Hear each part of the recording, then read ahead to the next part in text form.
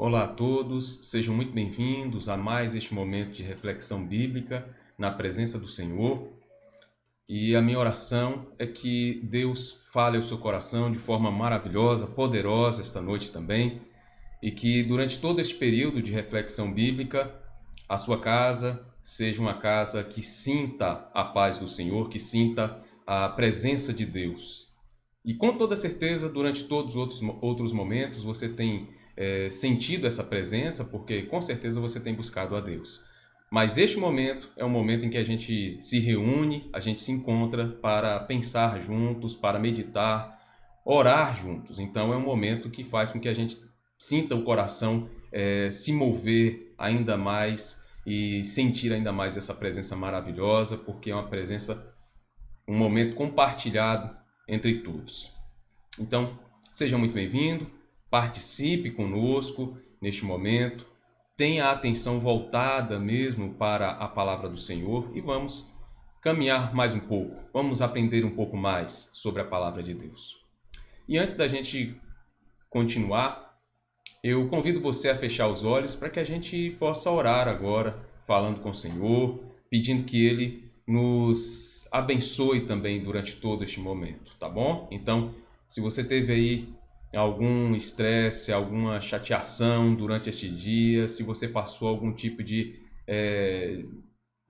enfrentou alguma situação não tão agradável, apresente agora a sua vida a Deus, seu coração, e peça a Deus para tirar qualquer que seja a mágoa, a tristeza, e que a sua atenção esteja voltada completamente para a palavra dele, e com certeza essa palavra virá para fortalecer sua vida. Então vamos orar? Feche aí os seus olhos.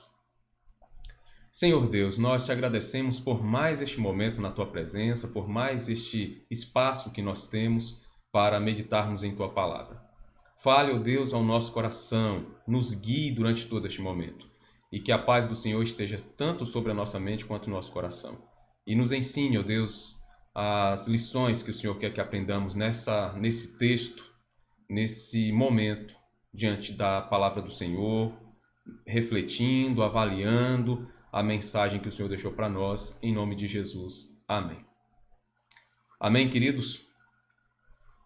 Nesta noite, nós iremos refletir sobre a parábola do pescador, e essa parábola vai trazer para a gente uma reflexão que gira em torno do que a gente já viu, inclusive, na parábola do joio e do trigo, mas aqui Jesus trabalha um cenário diferente para transmitir o mesmo ensino, e a gente pode pegar nesse cenário diferente pelo menos alguns aspectos, algumas lições que vão completar, vão fazer com que aquela mensagem que nós vimos sobre a parábola do joio e do trigo fique um pouco mais forte, mais sedimentada, mais ampla, num certo sentido até na nossa mente, porque não veremos apenas o cenário da agricultura, veremos também o cenário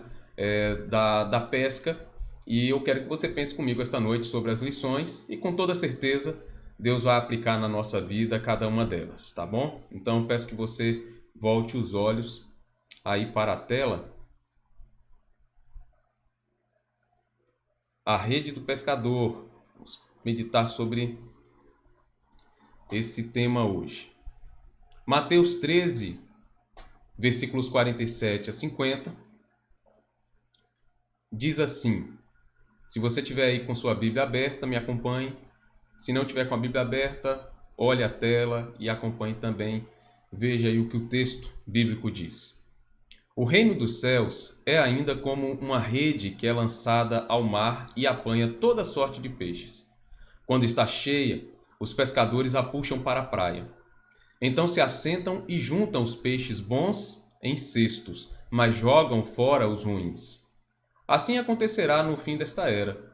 Os anjos virão, separarão os perversos dos justos e lançarão aqueles na fornalha ardente, onde haverá choro e ranger de dentes.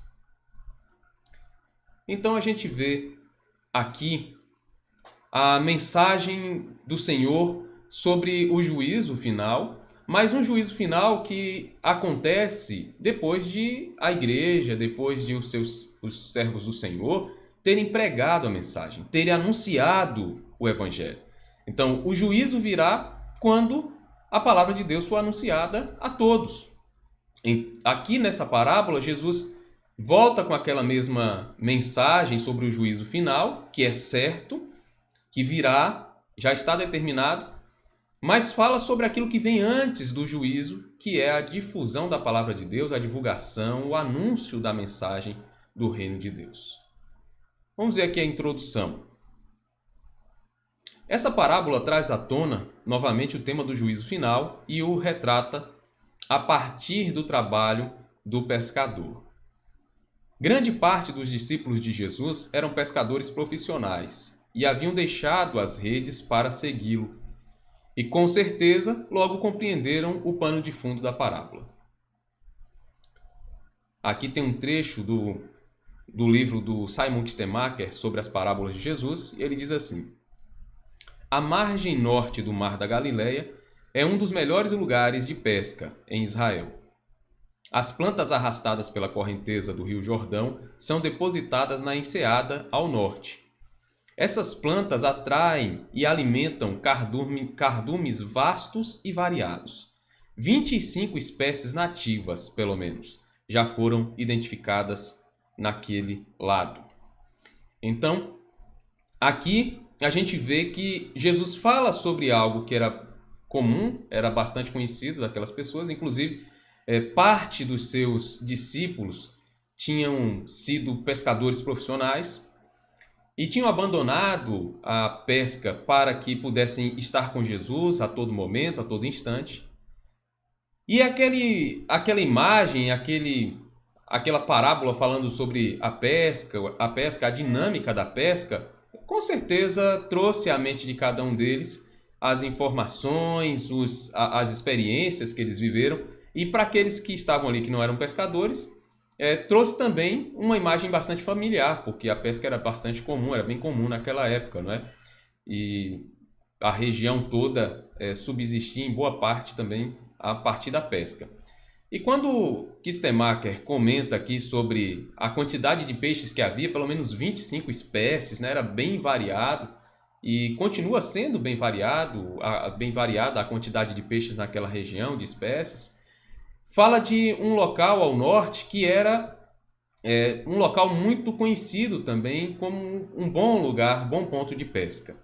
Então, os pescadores iam com aquela rede de arrasto, que é o que os comentaristas bíblicos dizem que era usada naquela época, né? E para esse caso específico que Jesus fala sobre a pesca, fala sobre uma pesca com rede, e eles lançavam aquela rede e pegavam peixes de todos os tipos. Então, a pesca era para todo tipo de peixe, e o que se fazia depois era separar os peixes que seriam para o comércio, para o consumo, daqueles que não seriam, que normalmente voltavam para o mar, né? Então, vamos voltar aqui os olhos para a tela novamente.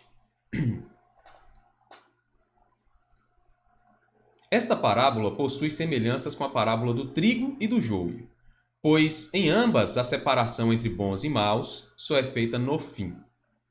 Ao anunciar a palavra de Deus, estamos lançando redes. Também estamos lançando redes também, e essa mensagem alcança os corações mais diversos. O ato de lançar as redes tem que alcançar a todos. Então, esse ato de lançar as redes, ele se compara, não é, àquele ato de pregar, de anunciar a palavra, que era o que Jesus estava ensinando, mostrando para os discípulos. Então, da mesma maneira que se lançava a rede para a pesca, para fazer a pesca, também no reino de Deus, aqueles que agora eram pescadores de homens deveriam lançar a rede. Só que a rede agora é a palavra de Deus, é a mensagem do reino. E na medida em que se lança a rede, nós alcançamos todos os tipos de pessoas. Não podemos fazer acepção de pessoas. Vamos ver aqui na tela de novo?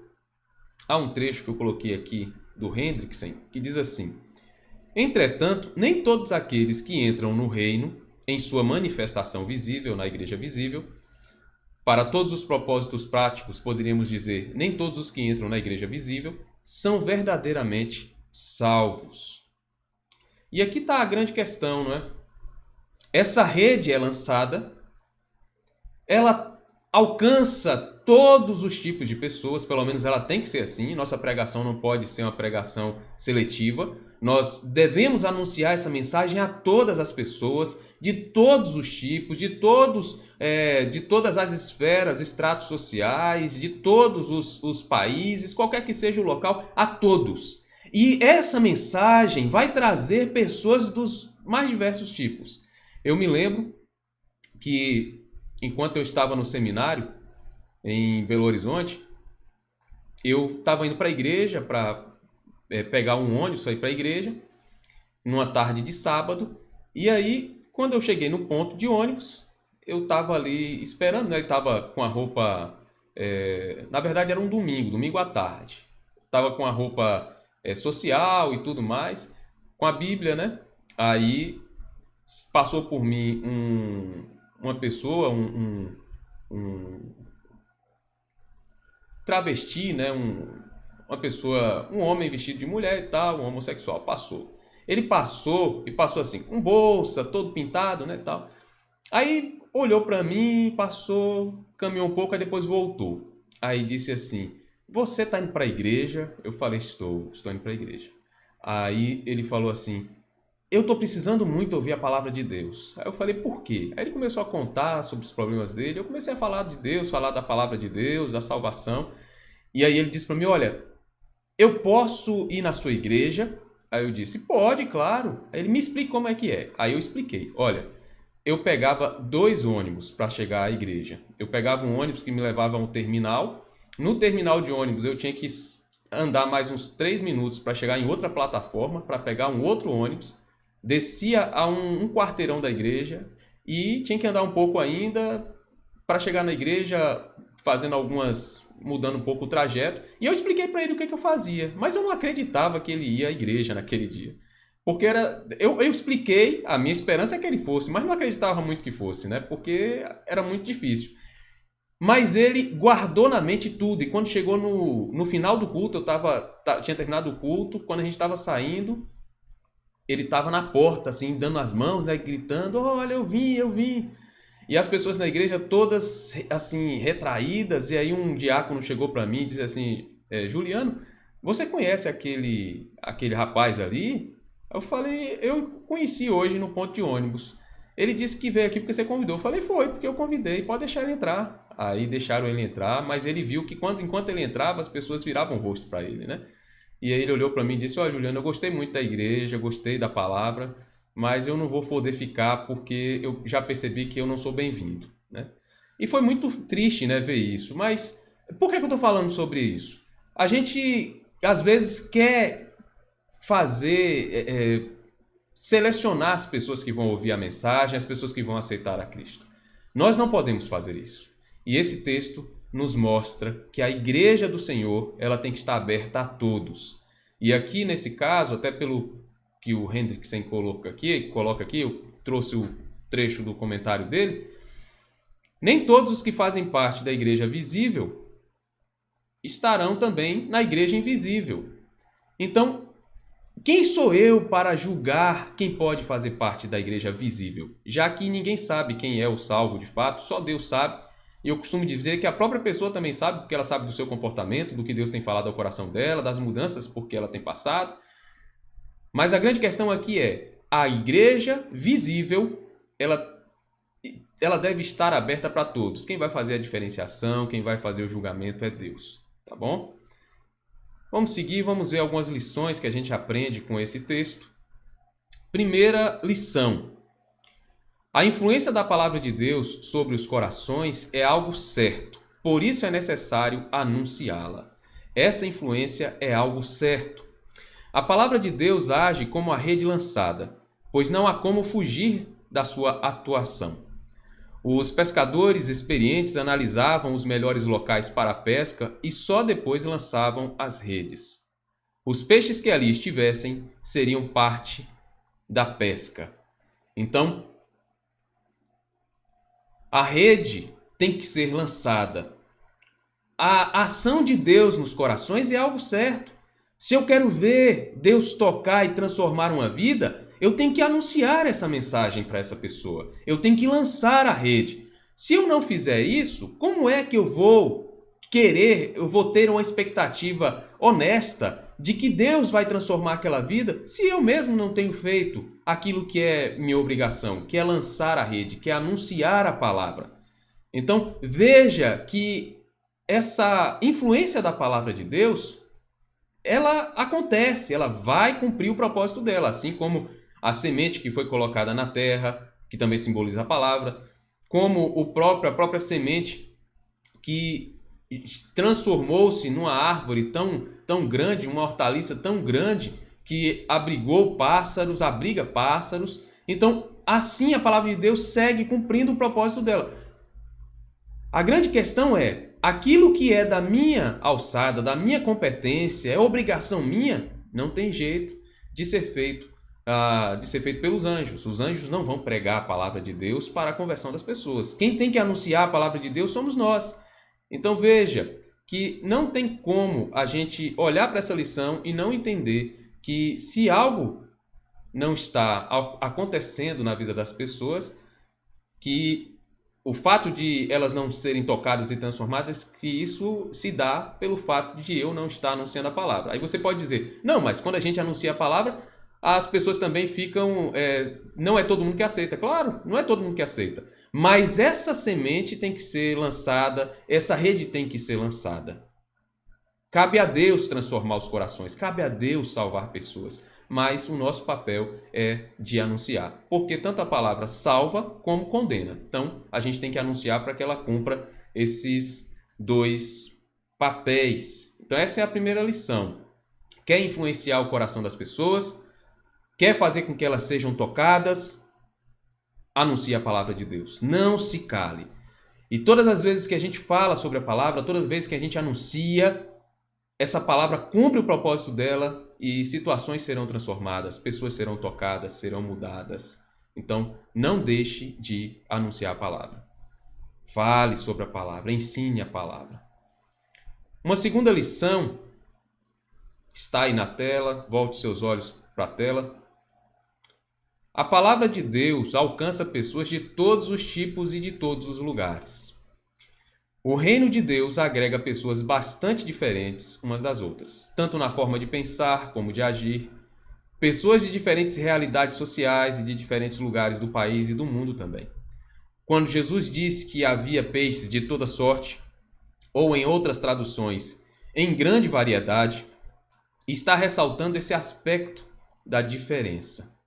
Então, a segunda lição é que essa rede, essa pesca, alcança pessoas de todos os tipos, de todos os estratos sociais, de todos os lugares. E quando eu falei contei sobre aquela situação que eu vivi,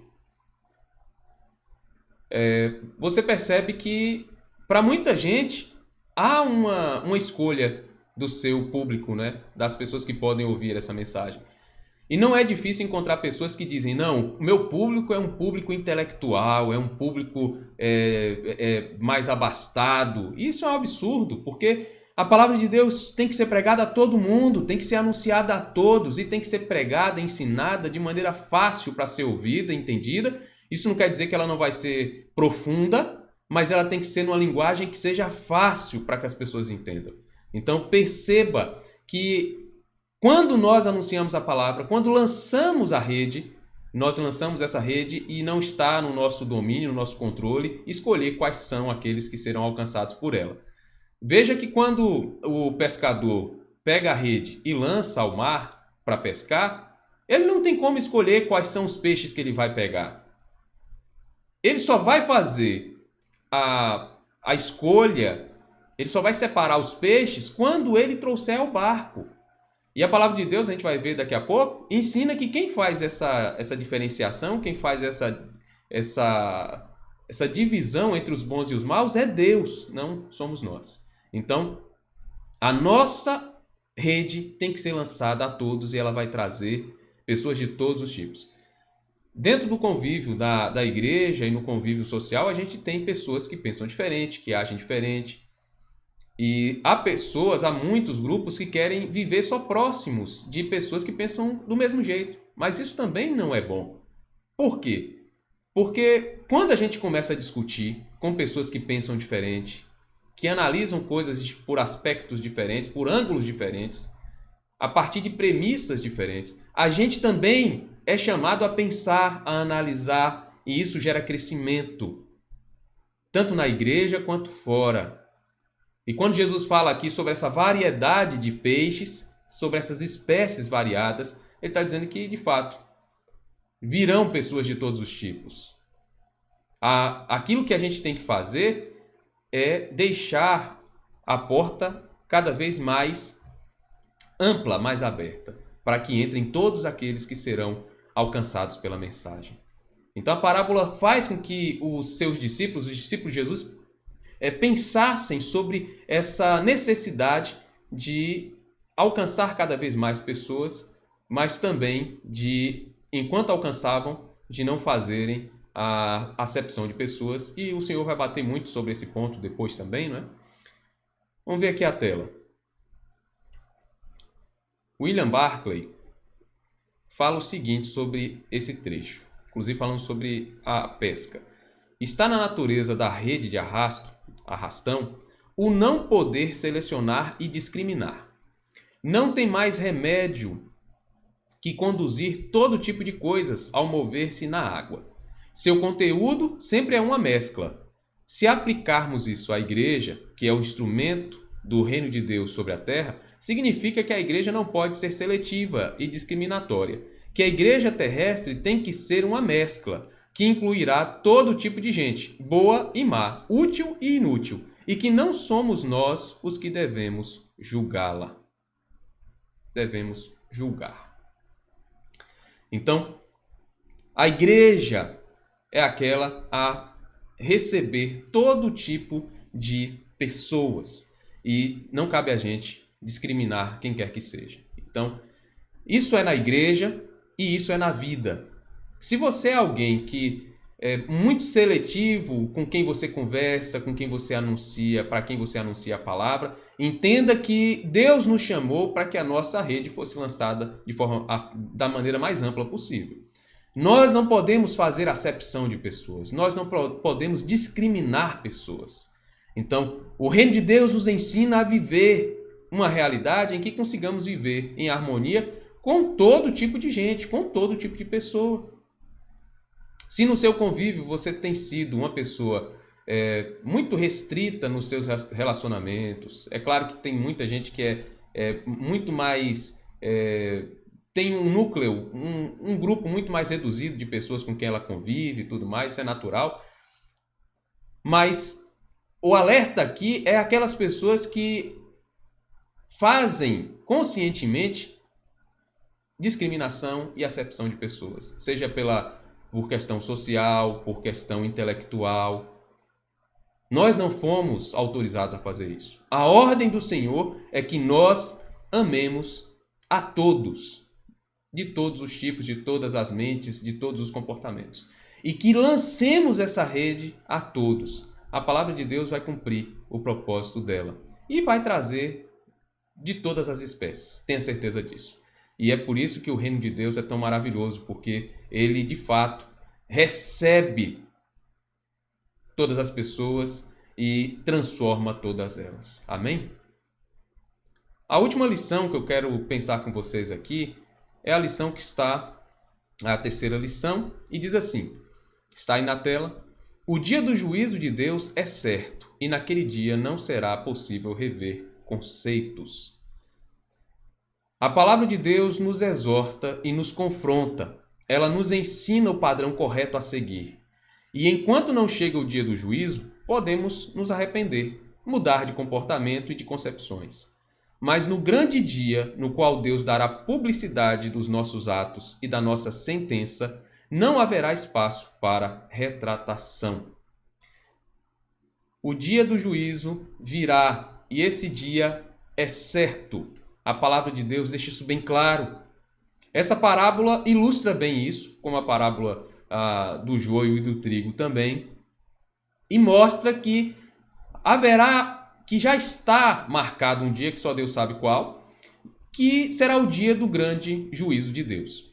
Eu já falei em outra transmissão, e também já na igreja, que para aquele que morreu, já chegou o juízo. Tem muita gente que diz assim, mas há pelo menos desde a inauguração do reino de Deus, a mensagem da salvação trazida por Jesus, em torno de 2000 anos é dito que Jesus vai voltar, que vai ter um juízo final, e isso nunca acontece, isso é mentira. E se esquece que para quem morreu, o juízo chegou. Porque a palavra de Deus deixa claro que está sentenciado ao homem viver uma vez só, e depois disso vem o juízo.